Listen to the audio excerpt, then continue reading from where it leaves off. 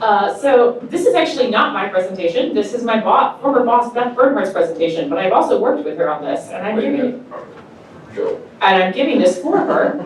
So my name is Kate Hill. I am the Electronic Resources Management Librarian at UNCG in North Carolina. And I am temporarily also the Continuing Resources Collections Development Librarian until we get a new person.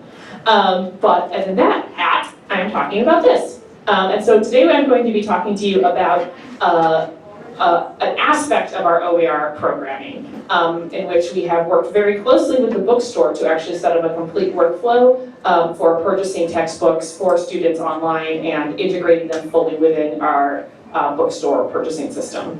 And the results of that, because we've been doing it for about 2 years. Just a little bit about UNCG. We are right in the center of the state, doctoral intensive university, pretty big. We're right in the middle size for UNC schools, and we are growing quite a bit. We have increased by at least 2,500 students since I started working there, which was about 5 years ago. So a lot, and we are buying a lot. And so, going to jump right into it. So what we've been doing is we have a student body that is heavily, that we are a minority serving institution. We also have a heavy focus on first generation college students and veterans. So we are working with a lot of marginalized communities and students who do not have very much money. And so it's a very big initiative at UNCG as a whole to do open educational resources.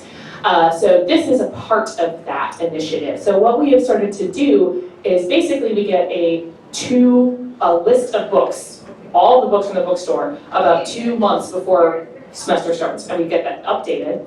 And then we purchase those books, right? So we actually have them let us know what books we're getting. And then the cool thing is, they actually place that information in their system. So as you can see here, this is where students will enter to search for their books through the bookstore. And if we have the book available, it will say available at UNCG University Libraries. So it's this lovely workflow so that students can see right away that they don't have to purchase the material. And we've actually started to now, you can't see that, but that's a link. So that's you click on that and that's gonna take you right to the book that you can get through university libraries. We do have some criteria that are shown here. Obviously, we need to have the right edition and right publisher. As you know from textbooks, there are like 8,000 editions, and it's very important. You will have sometimes a page that's 2 pages off, and that'll screw everything up. So we need to make sure of that. We need to make sure there's unlimited use. Sometimes we have books with limited use, and we will have to do an upgrade on those books to make them available as textbooks, because they were being used for textbooks. We need to have 25 plus students seeing it at once. They cannot have DRM, so digital rights management, because we need people allowed to download and print. Definitely some of our students still prefer reading their textbooks in print. And we will focus our purchasing, and we have to make decisions on classes that are larger. So I just kind of wanted to show what we've got here. Here's an example of some things we got from Cambridge, and here is the example of some of the things that we get out of this. These are 4 books we bought. As you can see, our average use of Cambridge titles is about 23 uses per book. Here are uses for the books we bought as textbooks in this program. 100 they're all in the top 15 uses. It's like 190 uses. It is not just Cambridge, this is Oxford.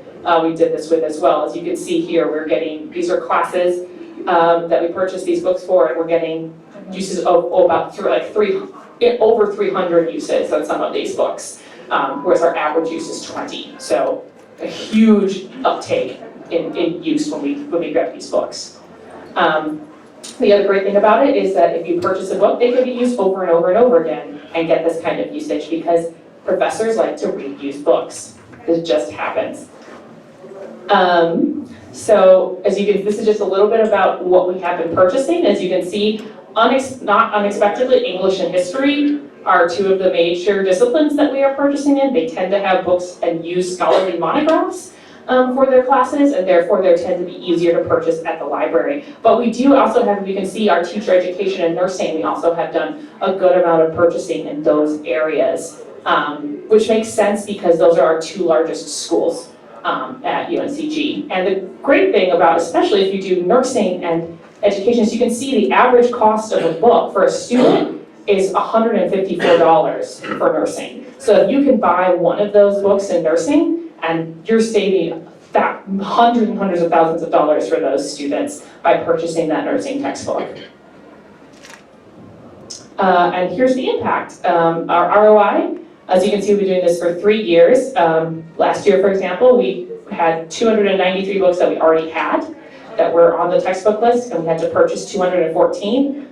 We cost a little bit under $19,000, but when you add up, if all the students in all those classes times the number of books that they would be purchasing, assuming every student actually had purchased the books, and subtract the total price for the purchase, we saved students last year $504,000 and $911.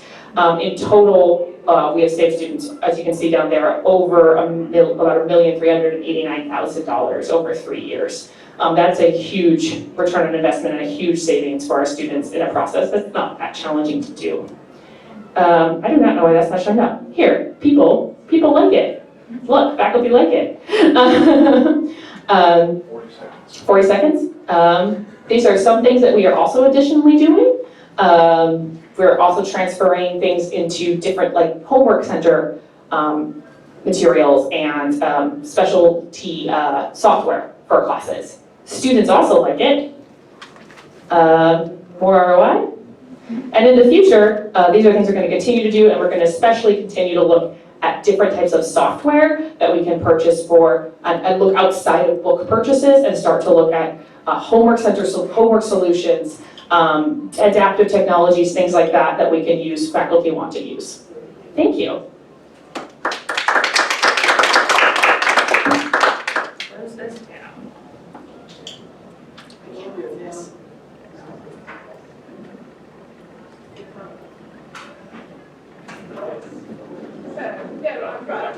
Thanks.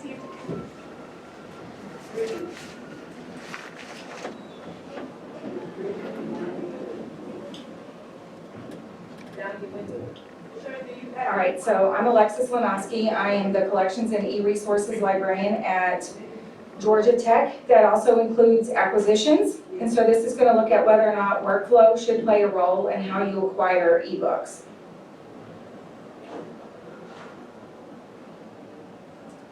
So a little bit,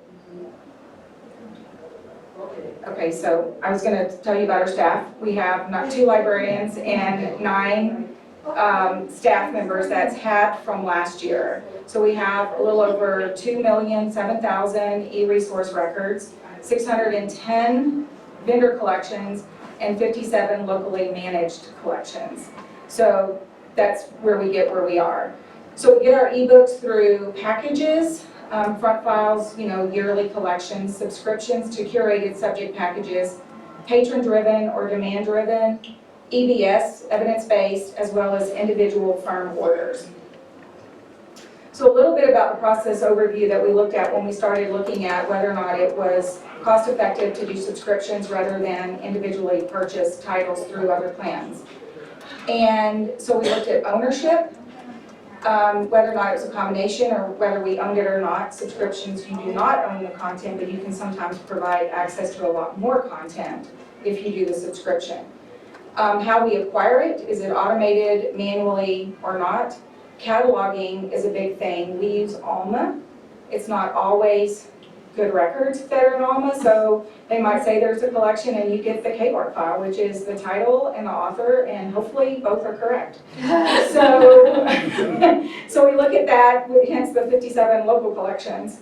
And then we also look at the invoicing, title level versus collection level. It's a lot easier to do an invoice, one invoice for 50,000 books than it is 20 invoices literally. So we looked at that.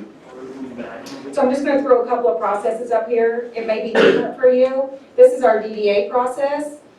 So we create the local collection, you import the MARC records, you set up whatever way you're going to bring in invoices, either manually or electronically.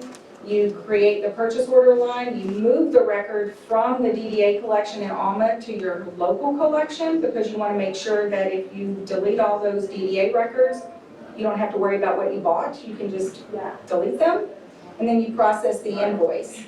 So here, funds are expended as they're purchased, but you still need to allocate your money. And in our case, we actually sometimes put it on deposit with the vendor anyway, so the money's spent. But the good thing is if your budget changes, that money stays there, so it's there until you spend it.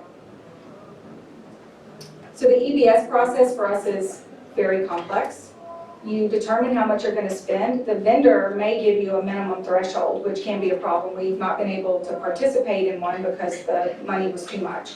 You create the order line for this spend, you process the invoice, you activate the collections, and here, if you're not going to do this continuously, you're going to activate and deactivate after a year. So you're basically giving students access and taking away access. You review the usage, select the titles, and then go back and reactivate all those titles that you just purchased and process an invoice somehow. This might not be a subscription, but if you're going to make this a continuous plan, you are spending the money every year anyway. And you probably are providing less access. In our case, it was a very small subset. So the firm order process is a little different. You receive, you order, mark records, purchase, input the invoice. That's pretty straightforward. You can automate some of it. With us, we still have budget considerations, and a lot of times we have the deposit money on one account, but you still have to account for all of that. Here's your subscription process. You decide this is what you want, you activate the collection, create the purchase order line, process the invoice, and you're done. And what you're going to see on one of our collections, so here's some of the cost analysis that we did. And the big one was we moved from a selective to a full collection. And this is a combination of librarian and staff time, or this is actually librarian time. So we wound up saving 14 hours of labor and $420 based on this. But the big cost savings was when we moved from an EBS plan to an all-access plan. And for us, this was a major vendor, science vendor. So we were spending a lot of money to begin with on the EBS for limited collections, and went to the all-access plan. You can see I reduced my time to about 2 hours worth of work, saved money and time. I put DDA up here because it's a little automated, so you don't have to pull in that order from the faculty member or the, it's kind of automated on that end. So you still save about half your manpower time doing that. So I threw this up here because I've run into problems on the vendor end. We talked about the mark records. So what I want is for vendors to really provide us with robust mark records. I want the collection names to match what I buy in my ILS vendor. They don't always, and you hunt impact for them, and so that slows you down a little bit.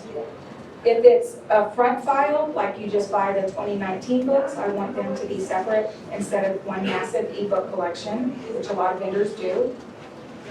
I want multiple ways to purchase, such as subject, and I've seen some vendors offering, I can create my own collection in order to do the purchase. I don't want a minimum for EBS or at least some options, and invoices should accurately reflect what is purchased. I've actually received invoices that literally said e-collection and gave me an amount of money. So not only can I not turn that over to somebody, I have no record of what I bought. And that would be that. Where's the trade? Okay.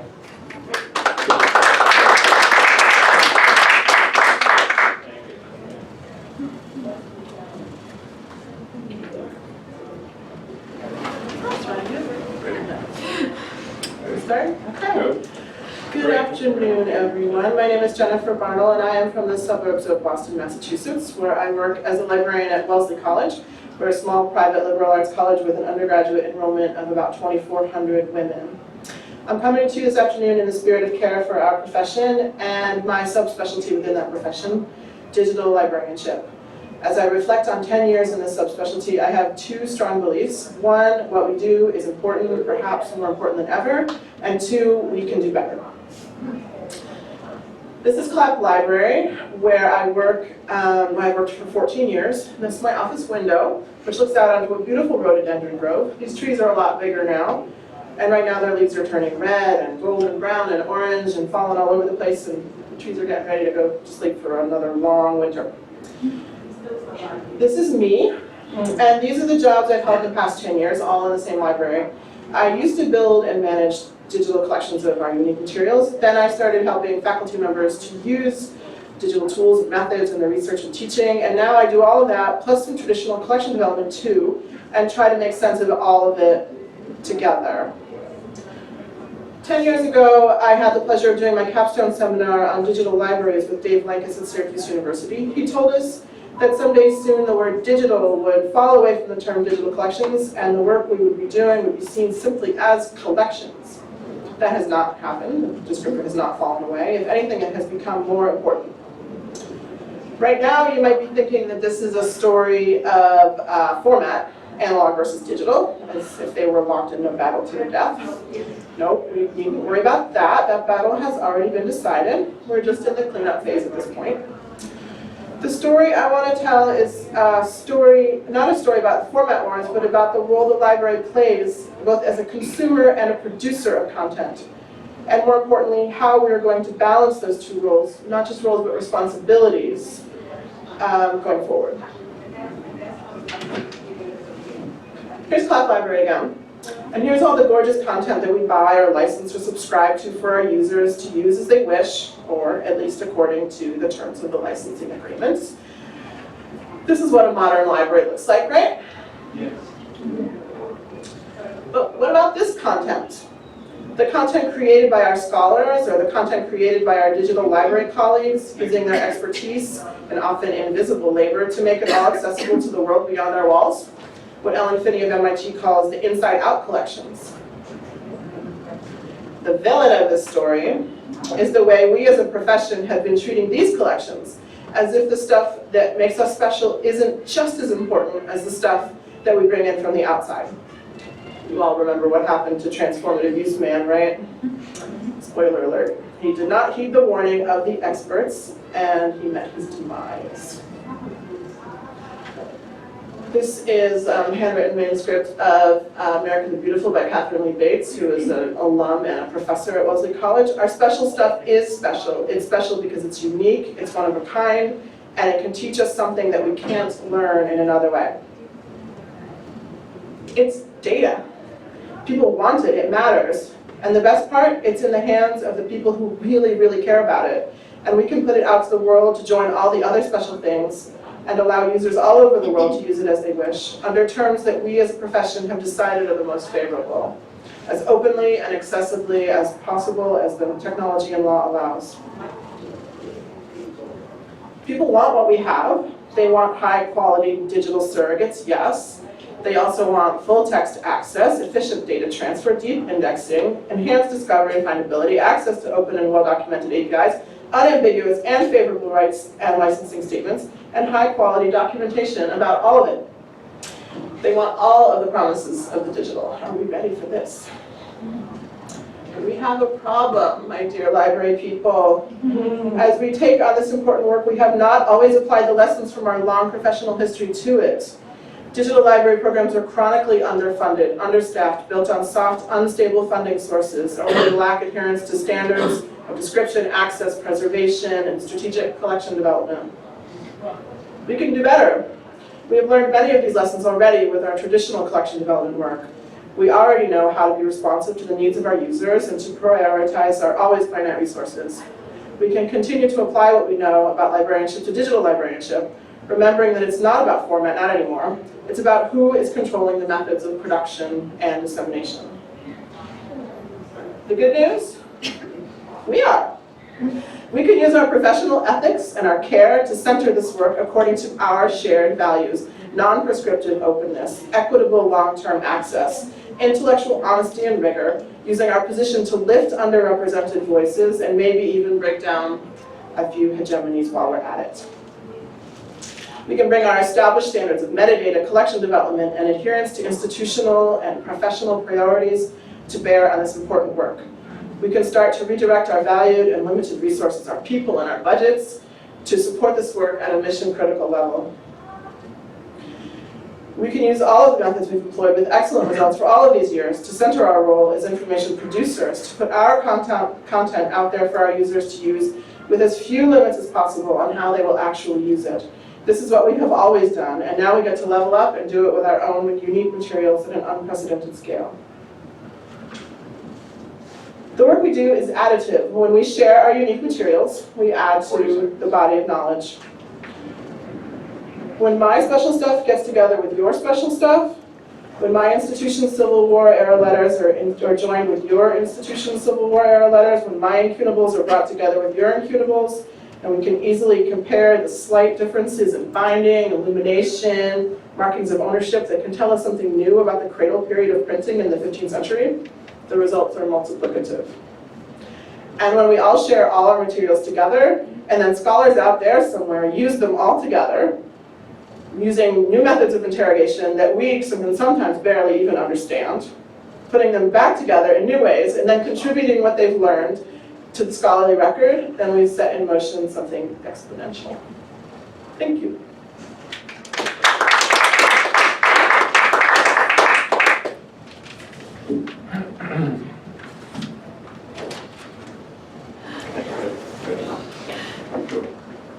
I'm Tressa Santillo, Electronic Resources Coordinator at the Massachusetts Library System. And what is the Massachusetts Library System, you might ask? The Massachusetts Library System is a state-funded, nonprofit, multi-type consortium that provides resources, services, and support to over 1,600 member libraries in the state of Massachusetts. We think of the Massachusetts Library System, or as we call it MLS, as your library's library. And to give you an idea, every dot on this map represents a member library, and Wellesley College is one of the dots on this map clustered in the very red populated area. As part of my role as Electronic Resources Coordinator at MLS, I manage our statewide ebook program that we call Commonwealth eBook Collections.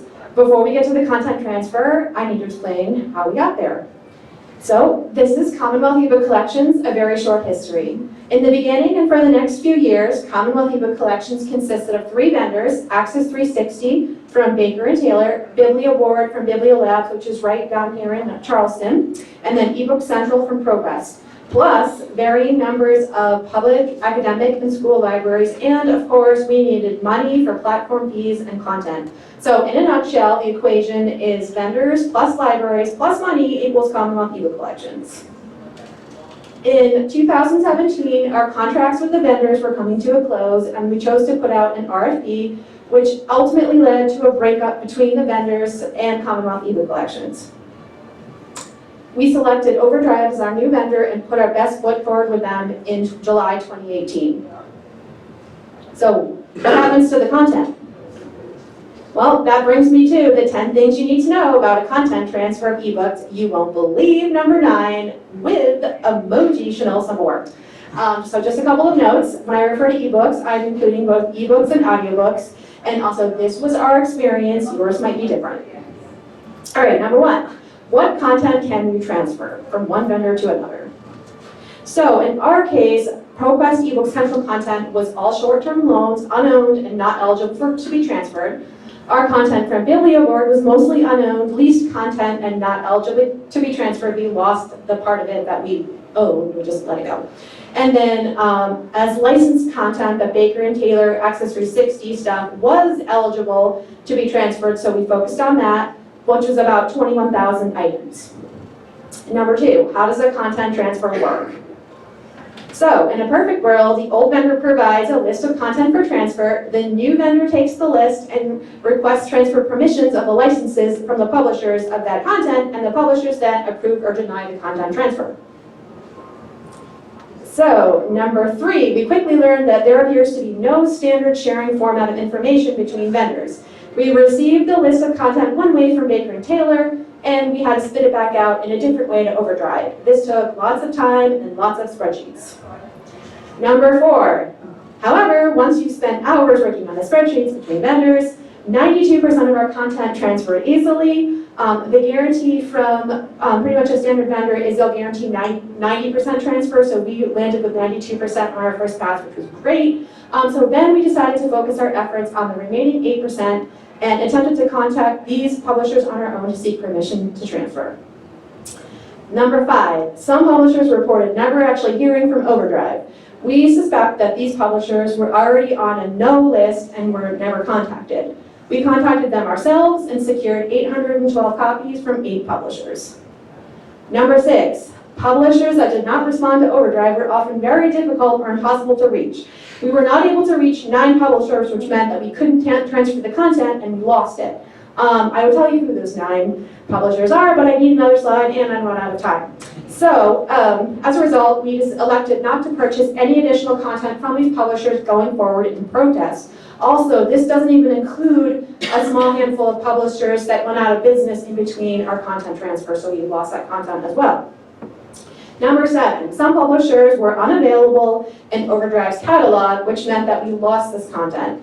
When you know a content transfer may be on your horizon, find out as soon as possible which publishers do not have relationships with your new vendor so you can plan your continuing and remaining collection development activities accordingly. Number 8, the clock for metered access content is still running. In addition to the stress of the overall transfer, we had to repurchase some metered access content pretty soon after it was transferred, and then it immediately timed out and once we got it to overdrive. So our greatest example of this is our Harry Potter titles. So we transferred them over, they timed out, we had to rebuy them. Okay, so what you've all been waiting for, number 9, 3 publishers explicitly denied our request to transfer the content. So, in the interest of transparency, these 3 publishers were Capstone, Saddleback, and Shell Education. You probably won't be surprised that we elected not to purchase any content from them going forward in protest. Number 10, how it ended. So, and all in all, we recovered an additional 1,300 plus copies and brought our transfer rate up from our original 92% to 98% success. Thank you.